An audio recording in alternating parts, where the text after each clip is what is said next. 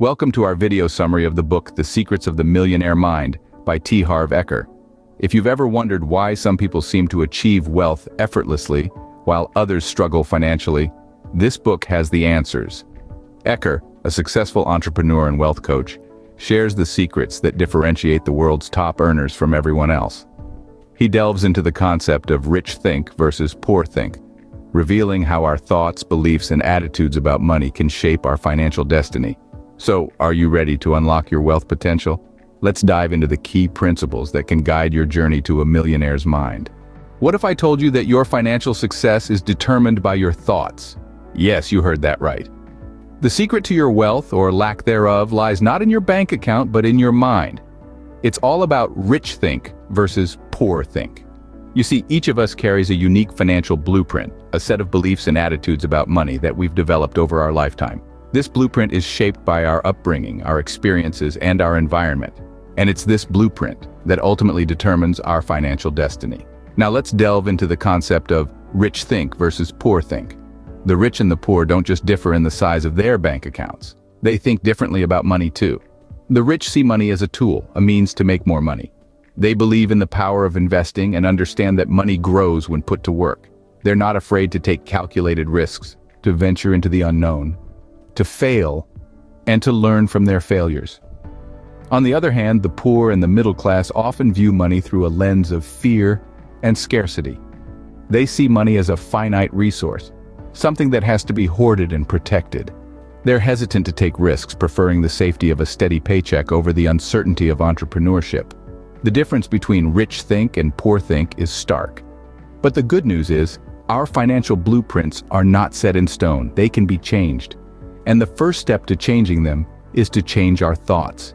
Remember, our thoughts are powerful. They shape our beliefs, influence our actions, and ultimately determine our outcomes. If we believe that we can be rich, if we think like the rich, we can start making decisions and taking actions that lead us towards wealth.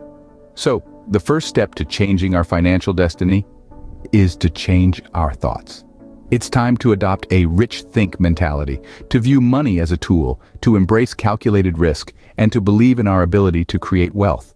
After all, it's not just about having a millionaire's bank account, it's about having a millionaire's mind. Why is it that our education system seldom teaches about money management? This is a question that has left many perplexed. It's intriguing, isn't it?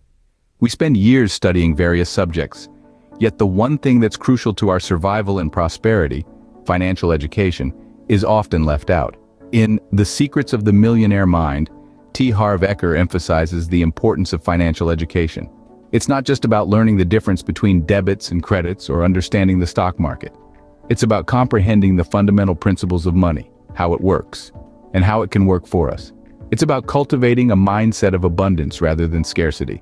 The wealthy, you see, prioritize learning about money and finances. It isn't by chance that they've amassed their wealth. They have made it a point to understand the complex dynamics of money and have used that knowledge to their advantage. They have learned to make money work for them rather than the other way around. So what sets the rich apart? It's not just their bank balance, it's also their knowledge balance. They understand that money is a tool, and like any tool, its effectiveness depends on the skill of the user. They have taken the time to develop their financial skills and have reaped the rewards of that investment. In the grand scheme of things, money is a game, and the rich are the ones who understand the rules. They know when to take risks, when to play it safe, and when to step out of the game altogether. They have mastered the art of financial management, and it's this mastery that sets them apart. So, why not take a leaf out of their book? Start prioritizing your financial education. Learn about investments, understand how to create multiple streams of income, get a grip on taxes, and know how to protect your wealth. Remember, knowledge is not just power, it's also wealth. And when it comes to money, ignorance is not bliss, it's costly. So arm yourself with financial knowledge, because at the end of the day, knowledge is power, especially when it comes to finances. Have you ever wondered why some people seem to be driven by fear and desire when it comes to money? In Harv Eker's The Secrets of the Millionaire Mind, he explains how these two powerful emotions can greatly influence our financial decisions. Fear and desire, often intertwined, can either be our greatest adversaries or our most potent allies in the quest for financial success. Let's start with fear. It's a primal emotion, deeply ingrained in our psyche, that can either paralyze us or propel us to act. In the context of money, fear often manifests as the fear of losing what we have, the fear of not having enough, or the fear of taking financial risks. It's the kind of fear that makes us cling to a job we hate just because it pays the bills, or makes us too scared to invest in opportunities that could potentially bring us great wealth. On the other end of the spectrum, we have desire.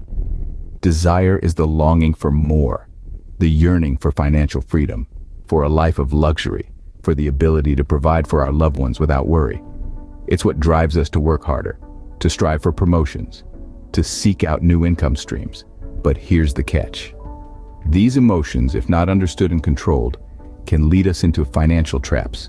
Fear may keep us stuck in a cycle of scarcity, while uncontrolled desire can lead to reckless spending and debt. Eker suggests that the rich have a different approach. Instead of being controlled by these emotions, they use them to their advantage. They harness the fear to motivate them to seek financial education and to take calculated risks. They channel their desire into setting clear financial goals and working towards them with determination and discipline. So the rich are not devoid of fear and desire. They just understand these emotions better and use them as tools rather than being used by them.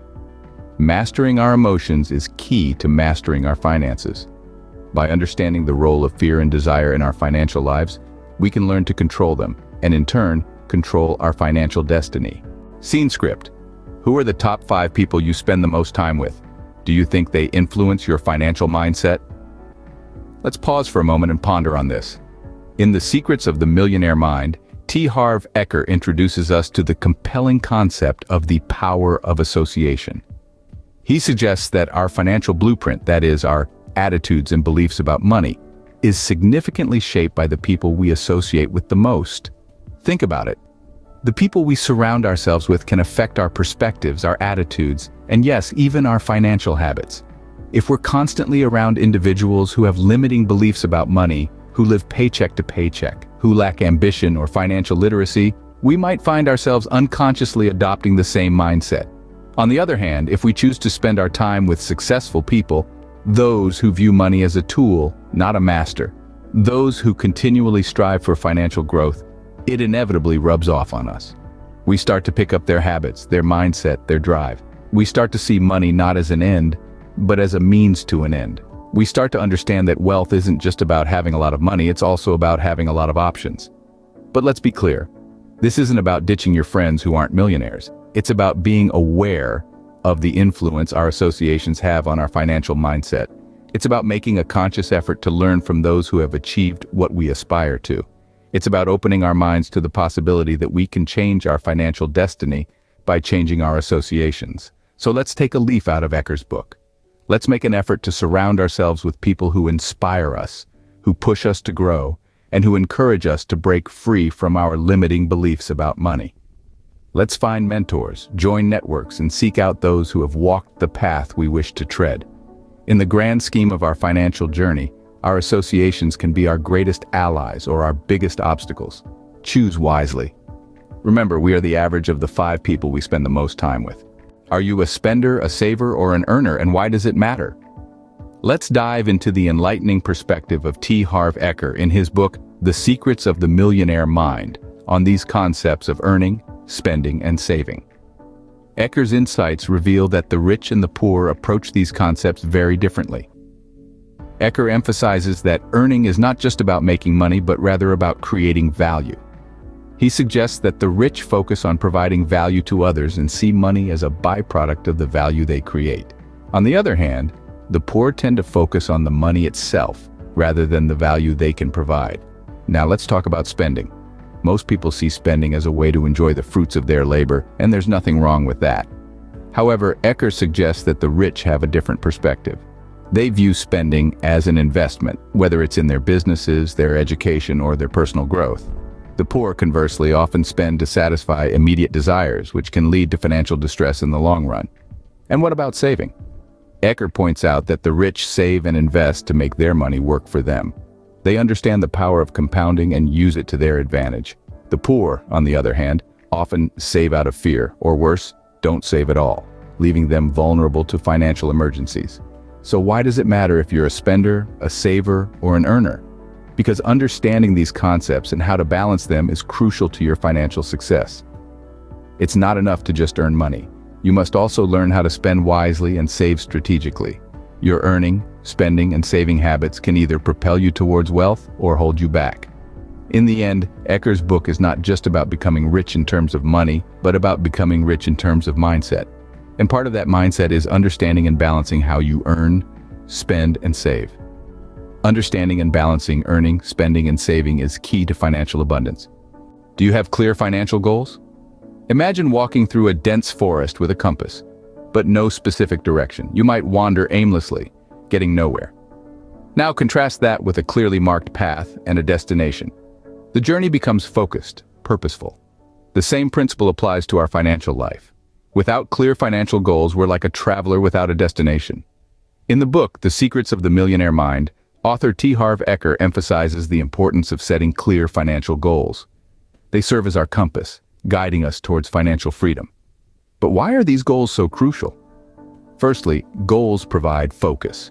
When we have a clear direction, every decision, every action is steered towards that objective. Should I buy this luxury item or should I invest in stocks?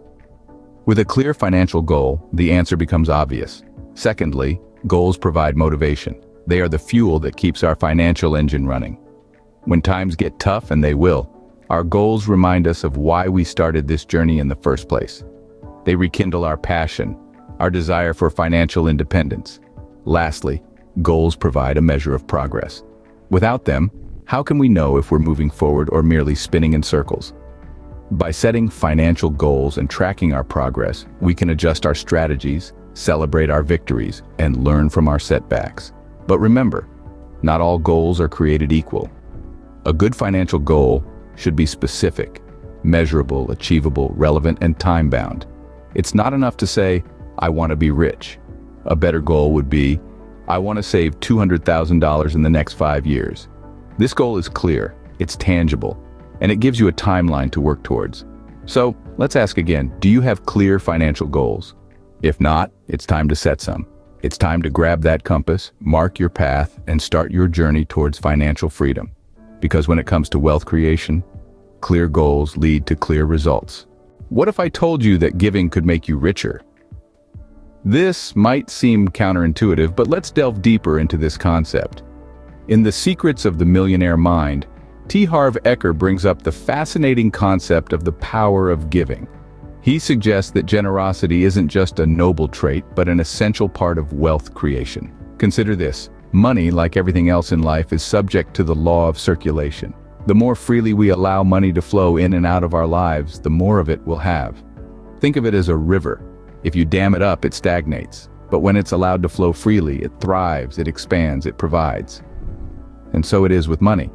But how exactly does giving contribute to wealth creation? Well, Eker explains it in a simple, yet profound way. When you give, you're sending a powerful message to your subconscious mind and the universe at large. You're saying, I have plenty, I have more than enough. This mindset, this feeling of abundance, is what attracts more wealth into your life. Eker also highlights the importance of giving with a genuine heart, not out of obligation or for the sake of appearances. True generosity comes from a place of gratitude and abundance, not scarcity or fear. When we give freely, without expecting anything in return, we're aligning with the natural flow of life, creating a space for prosperity to enter. Moreover, giving doesn't always mean money. It could be your time, your knowledge, your help. The key is to give what you can when you can, without any strings attached. As Eker puts it, money is a result, wealth is a result, health is a result, illness is a result, your weight is a result. We live in a world of cause and effect. And in this context, giving is the cause, wealth is the effect. So, the next time you find yourself hesitating to give, remember the power of giving. Remember that your generosity could be the catalyst that sparks your journey to financial success. After all, isn't it a beautiful thought that by helping others, we're helping ourselves? Remember, the more you give, the more you receive. So let's recap the vital principles we've learned today. The power of thought serves as the cornerstone of our journey. Our thoughts guide our actions and ultimately, our financial well-being. Coupled with the power of thought is the importance of financial education. Knowledge is power, especially when it comes to understanding how money works. Then we have the role of fear and desire. These emotions can either paralyze us or propel us forward. It's all about how we harness them. Next, we delved into the power of association. The influence of the people we surround ourselves with can shape our financial destiny. We also discussed the concept of earning, spending, and saving. It's all about balance and understanding the value of money. The importance of goal setting was also emphasized. Clear, measurable goals can pave the way to financial success. Lastly, we explored the power of giving, a reminder that wealth isn't just about accumulation, it's also about contribution.